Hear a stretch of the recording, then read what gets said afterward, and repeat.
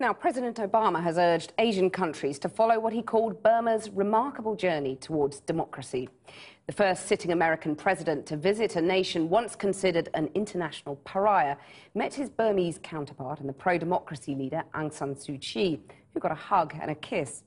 But as he appealed for an end to the deadly clashes between Muslims and Buddhists, some are asking if his trip might be just a little premature. From Rangoon, here's our Asia correspondent, John Sparks. There was a time, not so long ago, when nobody wanted to visit Rangoon. But that's all changed. World leaders have been turning up in droves to congratulate Burma on its recent democratic reforms. And today, it got the ultimate pat on the back.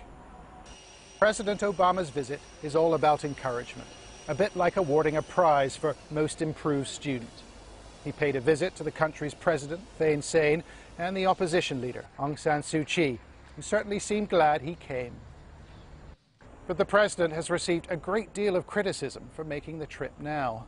That's because Burma's leaders have been ambivalent about terrible violence inflicted on a Muslim minority group called the Rohingya. So in a speech this afternoon, he told his audience of dignitaries and politicians to try harder. But there's no excuse for violence against innocent people. And the Rohingya hold within themselves the same dignity as you do and I do. National reconciliation will take time, but for the sake of our common humanity and for the sake of this country's future, it's necessary to stop incitement and to stop violence. Well, we've just returned from this part of the country. It's called Arakan State. We tried to visit a village called Yin Thay, where the worst single example of violence against the Rohingya is believed to have happened. And this is what we found. The water is calm and the countryside tranquil. But these scenes are deceptive, for there is little peace in Burma's northwest. We've heard a story about a massacre in a village called Yin Thay, and we've come to investigate it. Our contacts tell us the village has been destroyed and many people have died. It's isolated and difficult to get to, but we're going to try. Ethnic Buddhists and Muslim Rohingya have lived here for centuries, but in recent months, hatred and violence has spread. Both sides have suffered, but the Rohingya have borne the brunt. 110,000 have been burnt out of their homes. Those remaining in their villages face draconian restrictions. We saw the Burmese army keeping watch in Muslim villages on our way to Yin Thay. But when the road ran out, so did our progress. And I can see some troops on the other side, on the other bank. As we crossed a rickety bridge, our path was blocked by soldiers and military policemen. "Don't let them film," said the lieutenant. Something terrible happened in Yin Thay 3 weeks ago, but the soldiers wouldn't talk. Later on, however, we met 2 doctors who did. How many people have died in that village? 59. 59? Yeah.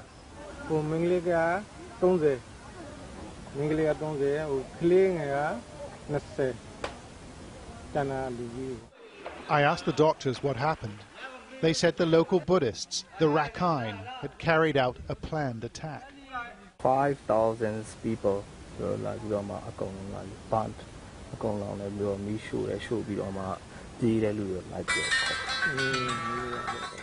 A few minutes later, a small group approached us. They just visited some of the survivors in Yin Thay, but the army intervened.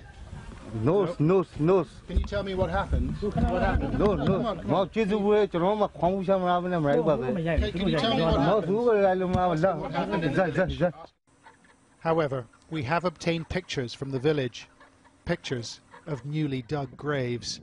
8 in one pit, 4 in another, 6 in another, said one local. Of the community's 500 houses, only 7 remain, and hundreds of people now live in the fields. Some have suffered terrible injuries. This boy is 3 years old. A spear was thrust through this man's abdomen. As we made our way back to the nearest town, we found someone, a Rohingya, who who said he'd been in the village when the violence began.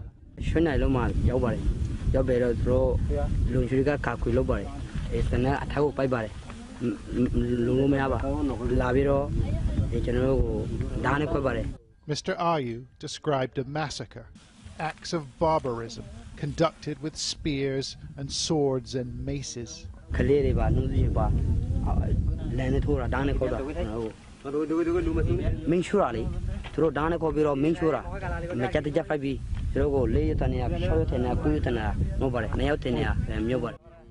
As we left, they told us the attack on Yin Thay had been organized by a government official.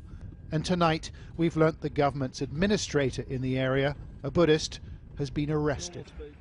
Few Muslims will take comfort from his detention, however, when their future in this country feels so precarious.